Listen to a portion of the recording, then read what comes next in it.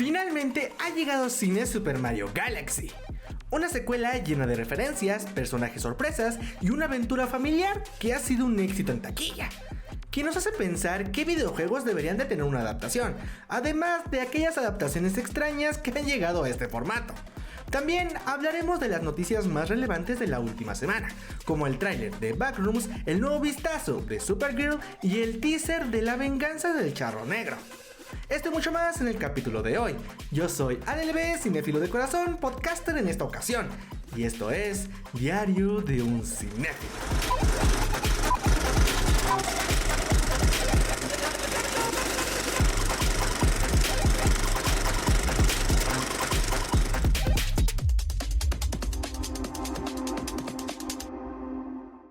Sean todos bienvenidos a este tercer capítulo de Diario de un Cinéfilo, enfocado en los videojuegos y las adaptaciones.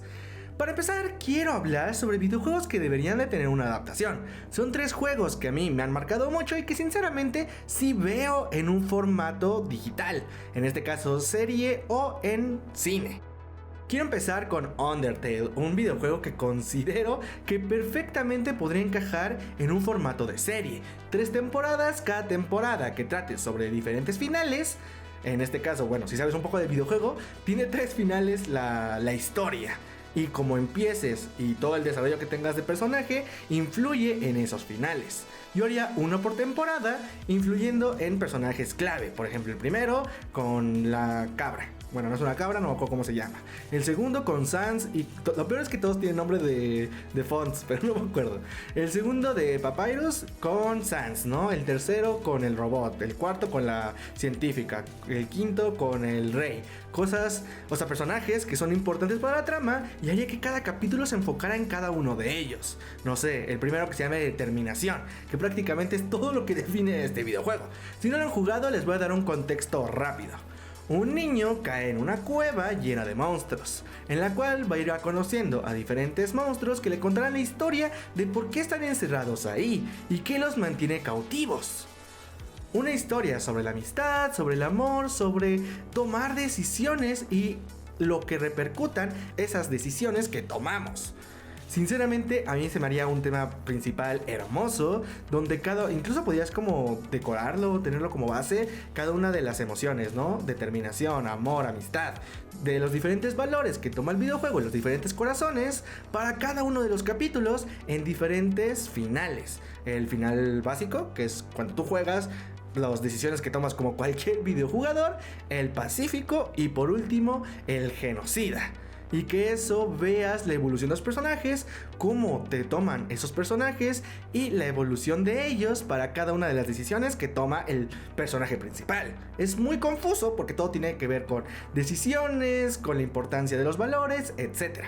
Pero considero que para un formato de serie podría funcionar bastante bien. Eso sí, no me gustaría que fuera una serie donde tú tomes decisiones, irónico, ¿no? Sino que ya esté escrita y que definan perfectamente la línea temporal de esos 3 finales. ¿Por qué? Porque si no, ya es el videojuego. Para eso mejor es jugarlo y tener esa experiencia completamente nueva. Si no lo has jugado, yo lo recomiendo demasiado. Vamos con el segundo, que creo que es difícil de adaptar, pero no imposible. Viendo el formato que tomó Proyecto Hail Mary para cines, creo que perfectamente lo podría hacer Portal. Sí, creo que Portal 1 y Portal 2 se pueden condensar en una misma historia, donde el personaje principal tenga estas dudas, curiosidad sobre lo que está pasando, y yo guardaría absolutamente todo lo que tiene el personaje principal jugando con lo visual. El personaje, ahorita no recuerdo el nombre del personaje principal, que es o el humano que empieza a hacer estos experimentos, es mudo. Perfectamente yo veo a este personaje interactuando con el robot y que el robot sea todo este viaje narrativo, todo este viaje de la historia, y tú, mediante memorias, recuerdes un poco del pasado de este personaje. Y no tanto porque te lo dicen o porque lo va diciendo el robot, sino que conforme a lo que va diciendo y conforme a lo que va pasando, tú vas viendo cómo es que llegaste a ese momento que tienes que usar portales para poder hacer experimentos. A mí se me hace una idea brutal. Yo creo que perfectamente podría ser una película, no creo que una serie, no hay tanto contenido para desarrollarla. Podrías inventarte una historia de trasfondo, por ejemplo, a lo Halo Reach, de que literal todo lo que pasó antes de llegar a ese momento de Portal 1. Pero creo que es más interesante empezar con Portal 1, empezar con los desafíos base del primer videojuego y hacer que la primera parte sea el juego 1. Y tal vez la segunda parte, cambiando un poco tu forma de ver el juego, sea el Portal 2. Incluso 2 películas lo vería, pero la primera sería o muy corta o quedaría con mucho misterio que no creo que se resuelva en el segundo. Y creo que podría jugar mucho con los tiempos pasados, presentes, memorias, y que no haya tanto diálogo, sino más este miedo constante de lo que está pasando y de las misiones que tiene que completar. A mí se me haría muy interesante. Creo que también es muy difícil narrativamente, de montaje, de video, de luz. Todo es muy difícil para poder adaptar este juego, pero me encantaría verlo en cines, mostrar este videojuego, ¿no? Si no lo han jugado también, Portal debe estar como en 15 pesos. Es un juego económico que podrían jugar cualquier persona. El siguiente es mi videojuego favorito. Aquí sí totalmente debo decir que no fue tanto por la historia, sino por lo que significa para mí y lo que representa para mí, que es Celeste. Una historia que puede tomar como base la ansiedad, los ataques de pánico sobre todo, esos momentos en los que ya no puedes contigo y debes de tomarte un respiro, tomar nuevas decisiones, experimentar nuevas cosas y así poder ser feliz, o por lo menos encontrar esa motivación para poder seguir adelante. Creo que es una historia bastante bonita. Yo la haría animada, estilo Robot Dreams, estilo... La última que vi que también me recordó mucho era Amélie y los secretos de la lluvia. Creo que ese estilo como visual creativo le daría muchísimo peso a la narrativa. Incluso que tuviera un estilo visual como en las historietas o las fotografías del videojuego, creo que le darían un toque especial y que pueda conectar muchísimo más con las personas. Y la historia es muy simple. Creo que ahí sí, tampoco una serie, sino una película directamente de 2 horas, donde el personaje empieza queriendo subir Celeste, que es la montaña, y empieza a encontrar personajes, historias y su forma, pues, negativa, en este caso, que es como el villano, entre comillas, y cómo puede conectar con esa parte negativa de ella y su parte positiva, y así poder enfrentar a ella misma y poder aceptarse como es. Se me hace una historia hermosa. Creo que perfectamente podría quedar en un formato cinematográfico.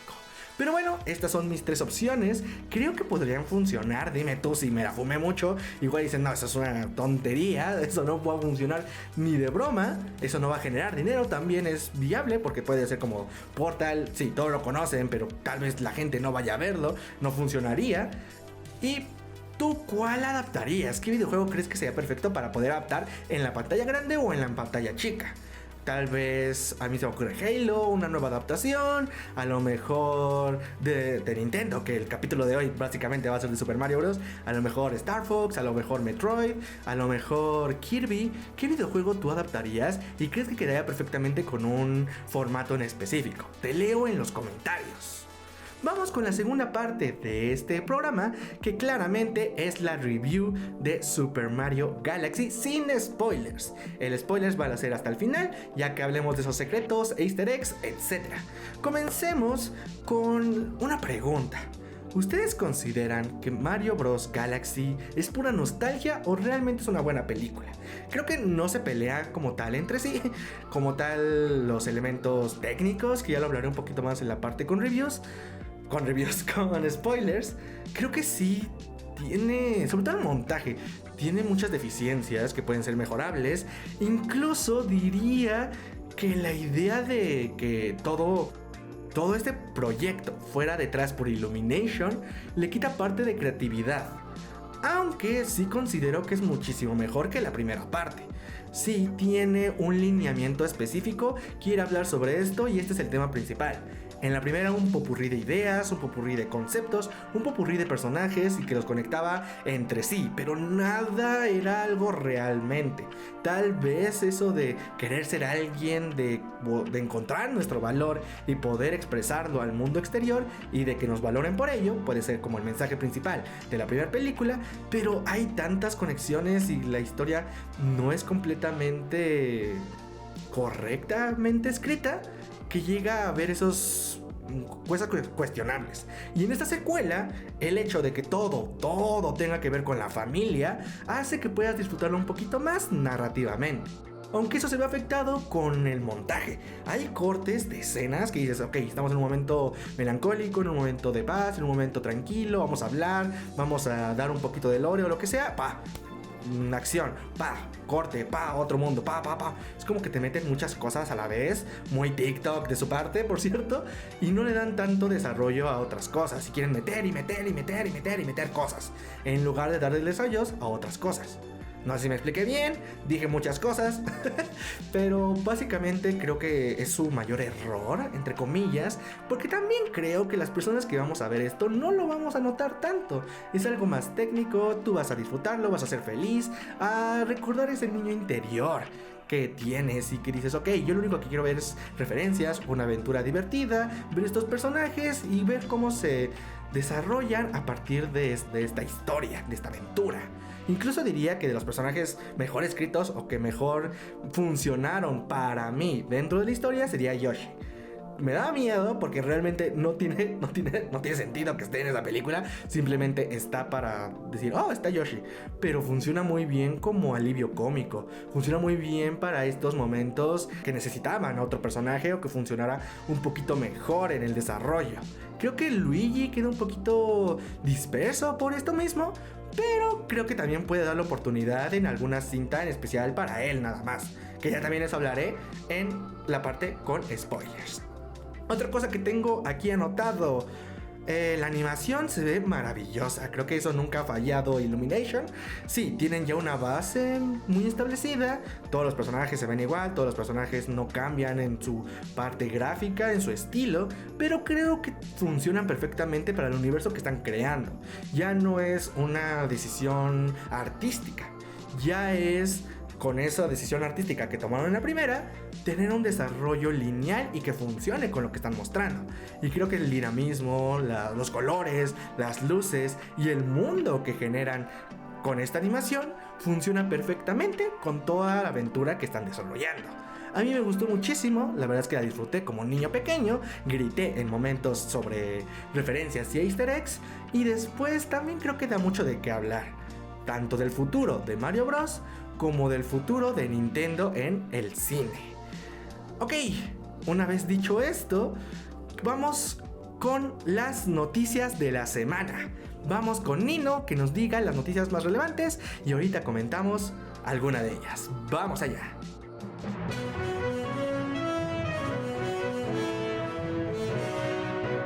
Noticias de la semana. Esta semana salió el tráiler de End of Oak Street, mostrando una historia con dinosaurios. También salió el tráiler de Backrooms, con un director de 20 años.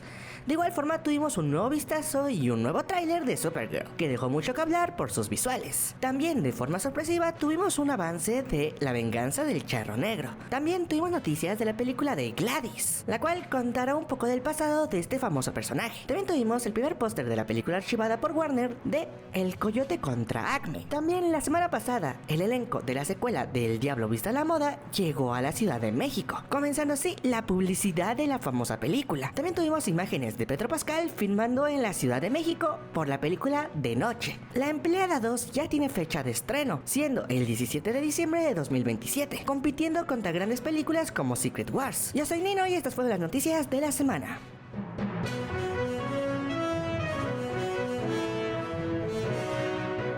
Muchas gracias por las noticias, Nino. Ahora vamos a comentar algunas que para mí son muy influyentes y que más significaron en esta semana, y que podemos hablar un poquito sobre ellas, ¿no? Pero empecemos con End of Oak Street, una nueva película de dinosaurios. Hay mucho misterio, no sabemos realmente lo que está pasando detrás. No sé si tenga o si sea una adaptación de algún libro que nos podría dar un poquito más de pistas de lo que realmente vamos a ver en esta película. Me recuerda mucho el estilo de Spielberg en este de un mundo mágico, o incluso más a Julio Verne, ¿no? De esta aventura mágica llena de cosas interesantes. Sinceramente, el poco tiempo que se ve el diseño del dinosaurio me parece correcto. No, lo malo es de que no hay colores, ¿no? Siempre es lo mismo. De dinosaurios igual a malos es igual a sin colores. Yo preferiría ver colores o con estilos un poco más creativos y no solamente los monstruos gigantes que siempre se les quiere dar. Otra de los trailers que dieron mucho de qué hablar es el de Backrooms. Se ve súper bien. Y yo no sabía que Renate Reinsve era parte del elenco de la película. Y se ve muy bien. O sea, únicamente hemos visto situaciones tranquilas donde dices qué rayos en dónde estoy, que creo que es la atmósfera que buscaba el director. Que por cierto, el director de esa película tiene 20 años. Prácticamente es el debut más joven que yo conozco. Es muy joven el director y creo que puede ser una gran oportunidad para mostrar esta habilidad creativa de un mundo misterioso de terror y que incluso se convierta en un referente de este género. Muchas ganas por ver Backrooms, se ve súper bien. La colorización, el estilo, la atmósfera que te da de inquietud, de miedo, de misterio. Creo que es magnífica. Ahora vamos a hablar sobre el regreso de las leyendas. Es curioso porque yo el tráiler, o este adelanto, que no es realmente un tráiler, vemos algunos momentos del pasado, vemos algunos momentos nuevos elementos de esta película, que es la venganza del charro negro, o las leyendas, como mejor la conocemos aquí en México, que ya después de bastantes años, por fin vuelven a cines. Y se ve bien, o sea, no puedo criticar la animación, Anima siempre hace un trabajo maravilloso. Lo que no sé es el tipo de estructura narrativa que vayan a utilizar, porque el charro negro tiene una estructura muy nostálgica que jugaba con los personajes antiguos y al parecer va a retomar esa idea. Yo este tráiler la vi en cines, me sorprendí porque realmente fue como de ¿qué? ¿En qué momento hablaron o salió esto? Yo no me enteré por internet, me enteré por Mario Bros, que fui a ver la película y en los trailers se vio ese y dije wow, se viene, en efecto es cine mexicano, chicos. Por lo menos animación mexicana. La siguiente noticia que también quería hablar un poquito, solamente un poquito, es sobre Supergirl y sus visuales. Se ve rara, se ve como serie de televisión de HBO. Se ve como todo el universo de DC, que es sin colores, todo grises, todos negros, como muy serio. Y creo que ya habían dejado, o yo creí que habían dejado ese estilo aparte, y no. Al parecer van a utilizar también ese estilo grisáceo, sin luces, un poco muy de estudio, pero no algo creativo que pueda dar más al aspecto artístico. Y por ello no sé para qué utilizaron a ese director, si no querían algo artístico, solamente una historia y ya. Puede funcionar con cualquier director y no tener que tener esta emoción por lo que pueda llegar a ser esta historia. Se ve entretenida, no puedo criticar en ese aspecto. Creo que lo más impactante del todo el tráiler es la parte de Krypto, es la parte de la venganza, y creo que durante toda la historia se va a desarrollar esa emoción de querer vengarte, también de saber actuar y de encontrar tu lugar en el mundo, que esto creo que es lo mejor y creo que puede crear una buena historia. Todo se va a basar en la historia. Si la historia es mala y los visuales son malos, va a dejar mucho de qué hablar. Pero si la historia es buena, creo que realmente podría funcionar bastante bien en el universo de DC. Y esto porque es una antesala para Men of Tomorrow. Es una antesala de esa película, que también es un poquito antesala de Lanterns, pero no se ve que estén tan conectados. Ya veremos qué es lo que pasa con DC. A mí me fascina DC, soy fan de DC y espero que lo hagan bien, por favor, háganlo bien. No lo sé, le tenía muchas ansias a Supergirl y con los últimos vistazos que han dado, deja mucho de qué hablar. Por último, la última noticia que quería hablar muy superficialmente es la película de Gladys y la necesidad de crear historias alternas. Ya sabemos cómo es Hollywood, si algo funciona vas a rascarle hasta que ya nadie vaya al cine, algo que está muy mal. Y Gladys es el ejemplo de esto. Yo estaba emocionado porque dije, hey, puede funcionar, ¿no? Un poco del pasado, de cómo, no sé, lleva 100 años viva y a veces le salía el plan correctamente y utilizaba niños o utilizaba otros momentos de la historia. Creo que podrían haber un muy buen juego con ese estilo. Sin embargo, con las personas que están detrás, que ya no sea el mismo director y que utilicen otro formato, ya no me está dando mucha fe de que este proyecto pueda funcionar. Ojalá que sí, porque Gladys nos dio a la primera villana, creo que es la primera villana del cine de actriz de reparto que ganó un Oscar. Y por favor, queremos más de ella, pero con calidad. Y parece que van a preferir cantidad. Entonces, un poco cuestionable todo esto. Hablando de calidad y de cantidad y de aprovechar personajes y crear historias alternas, vamos a hablar de adaptaciones extrañas de videojuegos en cine o en películas, en este caso directamente. No hablar de ninguna serie. Estas películas las tomé de base de fotogramas de un... Es mi referencia de un paper que hicieron como del top 25 de las adaptaciones de videojuegos más extrañas, o desde la peor hasta la mejor, ¿no? Como siempre. En este caso no digo que sean malas per se, sino que fueron extrañas o que se quisieron aprovechar de algo del momento y a lo mejor no funcionó como esperaban. Quiero empezar con, obviamente, la primera adaptación de Mario Bros. De 1992. Si no conocen esta versión, no la vean. Es realmente muy mala, solamente utiliza los personajes para generar dinero, pero la historia no tiene ningún sentido. Los personajes tampoco se ven visualmente correctos, se entiende por el momento histórico en el que está hecho, entre muchas comillas, porque 2 años después sale Jurassic Park. Entonces... cuestionable hasta más no poder. También creo que los videojuegos en esos momentos se tomaban como algo super X, que no se tenía que tomar como tan en serio, algo muy mal, porque pues es una forma artística diferente, un formato diferente, y creo que nada más dijeron hay que generar más dinero, hay que ganar con historias diferentes, todo muy edgy, ya saben, personas reales, que no sé por qué si el formato que tú estás presentando en un videojuego no son personas reales o no se va hacia el realismo, ¿para qué hacerlo así? Y nos lo demostró Mario Bros. La primera película, porque en animación pueden hacer muchas cosas impresionantes. La creatividad explota en ese formato.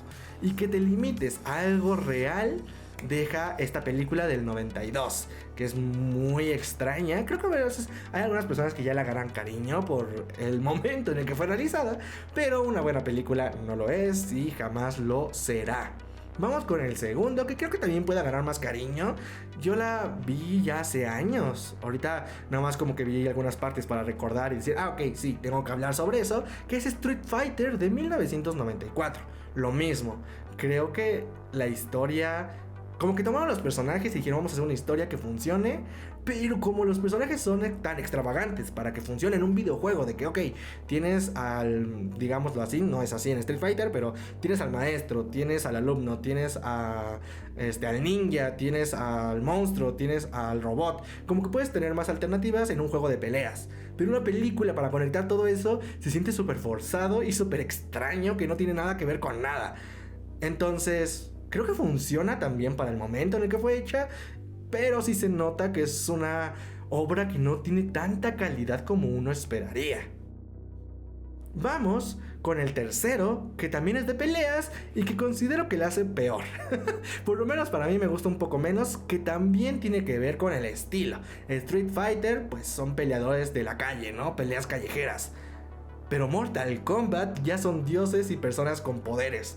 Y eso, hacerlo en el 95 era muy riesgoso, era muy peligroso, porque era obvio que calidad visual no iba a tener, iba a dejar cosas muy criticables, ¿no? Como el Riptide. Entonces... también creo que ya ha tomado cierto tiempo para que se vuelva en una historia, no de culto, pero por lo menos ya le agarra cierto cariño. Dicen, ok, mi primera versión de Mortal Kombat es una porquería, pero por lo menos es divertida. No digo que la de ahorita sea una belleza visual y que creen coreografías a lo John Wick super hermosas. Tampoco está llena de referencias y es dedicada simplemente para fans. Pero... esta película sí no funcionaba ni para fans ni para gente común, dejando una historia cuestionable, una historia que no llevó a nada y una película mediocre. Hasta ahí. Ahora vamos con el cuarto, que creo que aquí es que también es lo mismo. Es que creo que también es la época entre los 90 y los 2010, donde empezaron a hacer películas de videojuegos por hacerlas. Decían, pues para que pegue, para que vendan más los videojuegos. Y vemos. En este caso estoy hablando de Doom del 2005. una película extraña hasta no más poder. ¿Por qué? Porque para empezar, la historia principal no la toman como base.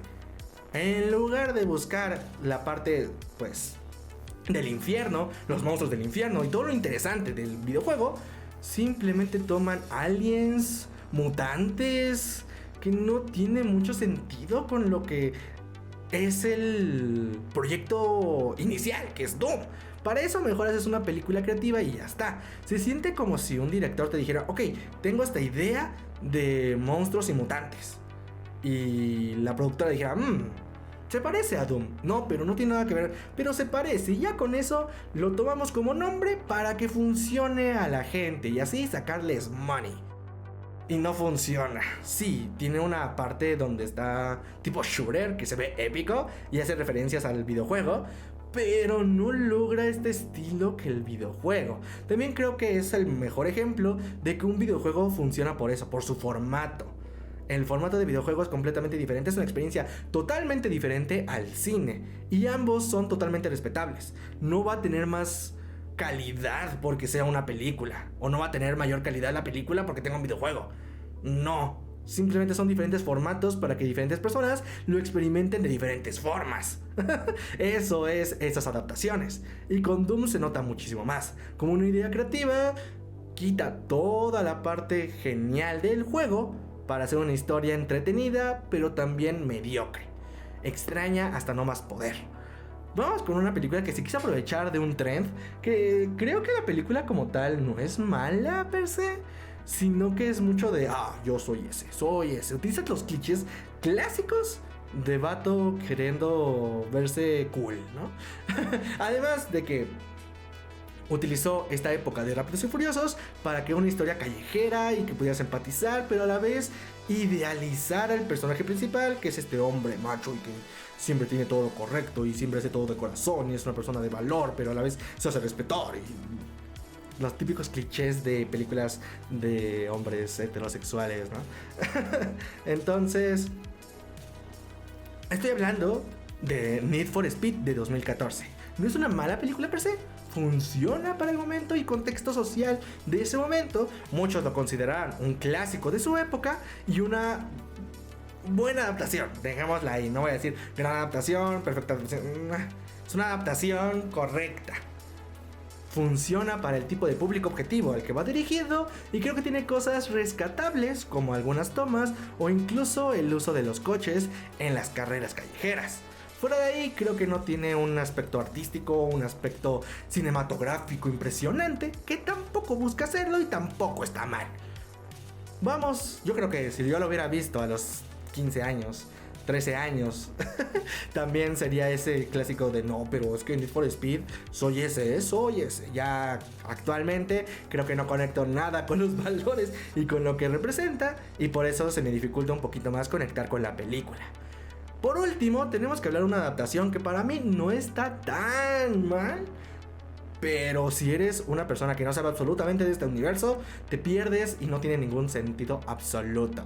También fue un fracaso en taquilla y quedó a medias la historia. Estoy hablando de Assassin's Creed del 2016. Una historia con muchísimo potencial, pero lo mismo que con Doom, lo mismo que con Need for Speed, lo mismo que con Street Fighter, utilizan bases del videojuego para hacer algo completamente diferente y que nadie quería ver. Es como de, ok, quiero ver al credo de asesinos, y no ves al credo de asesinos. Solamente ves etapas y momentos de acción para que se pueda llamar así, pero no pasa nada del credo de asesinos y no ves lo imponente y lo importante de Assassin's Creed. Su identidad no se ve reflejada en esta película, que es lo que más le falla a la película y por lo que muchos fans pues quedaron decepcionados por esta versión. Estos fueron los 6 videojuegos que se fueron a películas que yo ya había visto y que quería hablar un poquito más porque son extrañas. O algunas de su época, algunas funcionaron, algunas no, algunas quedaron como un gusto culpable, como ese gusto culposo de, ok, no es buena, pero pues la disfruté y era niño y soy feliz con ello. Y está todo bien. Vamos ahora con una pequeña dinámica de adivinar la película por su soundtrack. Empezando desde la menos obvia hasta la más obvia. Recuerda comentarla y yo te daré la respuesta el próximo viernes. Comencemos con la pista número 1.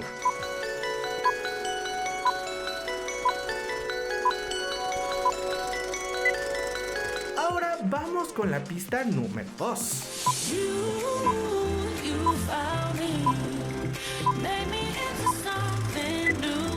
Y por último, la pista número 3. ¿Ya sabes de cuál estoy hablando?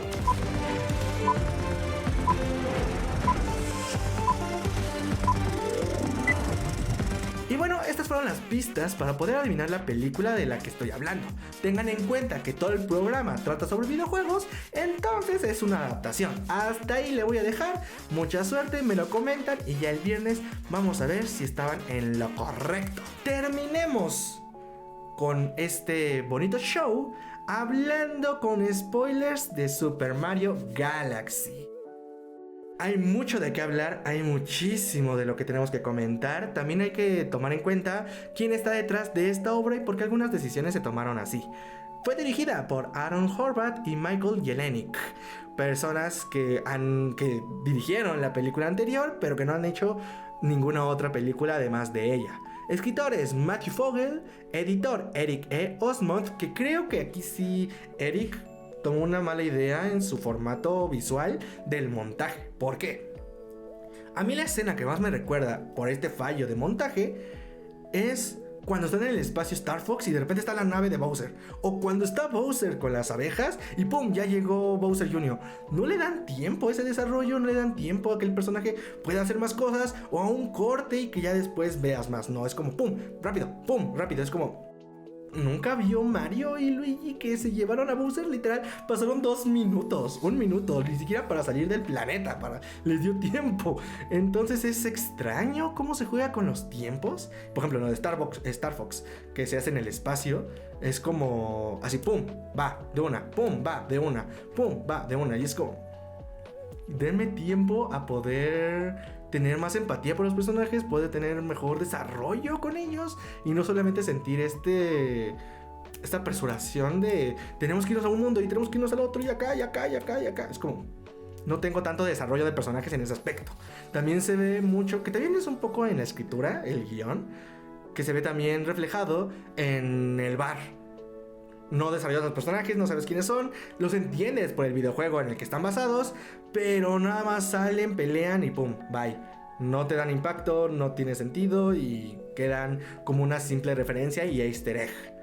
La historia funciona bastante bien. Creo que el hecho de que utilizaran a las familias, por ejemplo en este caso Bowser y Bowser Jr., en este caso que cambiaran a Rosalina para poder funcionar con esta narrativa con la princesa Peach, que sean hermanas, funciona bastante bien en este formato, porque toda la película trata sobre la familia y que el personaje principal, entre muchas comillas, porque también 10 minutos en pantalla Rosalina es muy poco, tuviera que ver con la familia, porque toda la historia es sobre la familia. Por ejemplo, también que Yoshi se perdiera y que teóricamente no encontrara esa familia hasta que estuvo con Mario y Luigi, también tiene que ver con toda esta estructura narrativa y tiene un mejor manejo por lo mismo, porque tienen un solo tema, la familia, y es lo que mejor desarrolla toda la película. También hablando un poquito sobre ya los personajes, ya que entré a detalle con la familia, Yoshi funciona bastante bien, pero sí siento que tuvo que haber tenido una película previa. Creo que en Mario Bros. World pudo haber funcionado mejor que un Mario Bros. Galaxy. ¿Por qué? Porque Yoshi entra, te divierte, da risa y dices, ¡ah, qué cool! Y lo aceptas completamente, pero porque ya sabes quién es Yoshi. Creo que si hubieran desarrollado todo este mundo o toda esta historia sobre el mundo de los Yoshi y bueno, todo lo que trata Super Mario Bros. World, que es salvar a los Yoshis e irlos liberando, puede haberle dado más peso a él como personaje principal dentro de la familia de Mario y Luigi. Porque aquí es como que entra, lo adoptan y ya, está ahí todo el tiempo. Eso sí, amé todas sus todos sus gags de comedia, todos sus momentos y la musiquita. Dios, referencias de las buenas. Aprecié y disfruté cada momento que aparecía Yoshi, a pesar de que hubiera gustado que tuviera una película simplemente para él, salvando a los Yoshis de su mundo. También creo que no hubiera funcionado tanto porque no hubiera tenido tantas referencias. Hubiera sido una historia centrada, que es lo que se necesita para que una historia funcione bien. Pero los fans dirían, ¿qué? No hubo un Fox, no hubo un villano extra, no hubo algo especial. Solamente fue la historia de Mario Bros. World. Y lo entiendo en ese aspecto de monetario, pero hubiera estado muchísimo mejor narrativamente, en mi opinión. Otro personaje que creo que funciona bastante mejor de lo que creí es Star Fox. Yo creí que literal era el que los iba a dejar y ¡pum! Bye. Pero el tonto spoiler del póster arruinó la sorpresa. Sí la arruinó completamente. Sobre todo porque ya cuando llegas al momento de las naves, sabes que va a estar Star Fox ahí. Y sabes que va a funcionar como este personaje que los va a llevar a diferentes lugares. Eso sí, me encantó que cambiaran el tipo de animación a Star Fox. O sea, como un cómic, a lo tipo Spider-Man Into the Spider-Verse, que dicen, ok, vamos aquí con otra historia de nuevo, ¿no? Y cuenta su historia de creación. Creo que eso funciona muy bien. Y me hubiera gustado que ese estilo que escogieron para Star Fox, si hacen una película de él, no tenga el estilo de Mario Bros. Que se tuvo que como adaptar porque cambió de universo, pues sí. Pero que tenga un estilo propio de animación lo haría de Dios, ¿eh? Lo haría preciosísimo que tuviera ese tipo cómic. Yo sería fan de ver una película de Star Fox. Creo que es más complicado porque no tiene un fandom así gigantesco absoluto. Creo que sí tiene un fandom grande, pero no como el de Mario Bros. Ni de chiste. Y funciona como un personaje terciario, de que, ok, tiene sus metas, tiene sus ideales y va a ayudar a los personajes principales. Pero no va a funcionar como una Rosalina o no va a funcionar como una Princesa Peach, que curiosamente tiene más tiempo en pantalla que Rosalina. Pero es personaje cómico, es un personaje relajado y que no influye tanto en la historia como tal. Que curiosamente en ese momento también debemos de hablar de la nave de Metroid, de Samus. No la vi, yo sí estaba como viendo hacia los lados de vamos a ver referencias, tengo que ver referencias. Dije, tiene que estar la nave de Samus. Y no la identifiqué hasta después. Fue como de, no, es verdad, sí estaba ahí, siempre estuvo ahí. Y le da mucho pegue porque si ya uno se vino a este universo y que Samus también está en este universo, ya le da hincapié a que pueda aparecer en la tercera entrega. Incluso como vimos en la escena post créditos con Daisy, pues va a ser en ese sitio como intergaláctico de naves. Y creo que puede funcionar que se acerque a Daisy, o que después lo mismo que hicieron con Fox, pero ahora con Metroid, mejor dicho con Samus, hacerlo en esta nueva entrega. Creo que puede funcionar bastante bien. A mí me encantaría poder ver a Samus. Una película de Metroid, por favor, la necesitamos urgentemente. Vamos ahora con mi referencia favorita, lo que yo fui feliz, porque sí, no va a haber una película de Smash Bros, pero por lo menos dieron el momento más Smash Bros que se ha visto en los últimos años. El momento de la pelea de Luigi y Mario y Yoshi contra Bowser y Bowser Jr. y que apareciera pintado Mr. Game & Watch. Dios, me emocioné con ese momento. Y sobre todo porque es un personaje que yo uso mucho en Smash. Es como de clásico que tiene que dar 9 para poder ganar, pero es de suerte, ¿no? Entonces me hubiera gustado que apareciera ahí el numerito como de o un 5 o un 8 y que hubiera aparecido un 9, ¿no? No sé, creo que podría haber funcionado muy bien como una referencia. Yo amé esa referencia. Tristemente murió. No creo que haya muerto. Creo que es como clásico personaje de que, ok, rip, pero vuelve a revivir, no tiene más vidas. A lo Ralph el Demoledor, que si estás en tu juego, pues revives. Y aquí es como de, pues es un juego sobre un mono. Bueno, no es un mono, pero un personaje de dibujo. Pues puede revivir, puede funcionar en otras películas y no pasa nada. Es una simple referencia y creo que funciona bastante bien. En ese momento en específico, a mí fue joya haberlo visto a Mr. Game & Watch. Y bueno, creo que esto fueron todo lo que quería comentar con spoilers. Bastantes cosas, bastante interesante el futuro de Mario. Que bueno, ahora se viene Daisy y probablemente se venga Waluigi y Wario para ello. Van a tener que modificar muchas cosas porque como todos sabemos, Waluigi llegó en Mario Tennis. Entonces no creo que hagan un Mario Tennis real, pero a lo mejor y pueden hacer alguna referencia de ese videojuego. Estoy muy expectante por este universo, a mí me gustó, realmente la aprecié muchísimo como lo que es una película para los fans, una película para entretener y que no busca hacer más de eso. Espero que les haya gustado el capítulo de hoy. Recuerden que estas experiencias se disfrutan muchísimo más en el cine. Yo soy ADLB, cinéfilo de corazón, podcaster en esta ocasión. Espero que les haya gustado y les deseo buenos días, buenas tardes y buenas noches.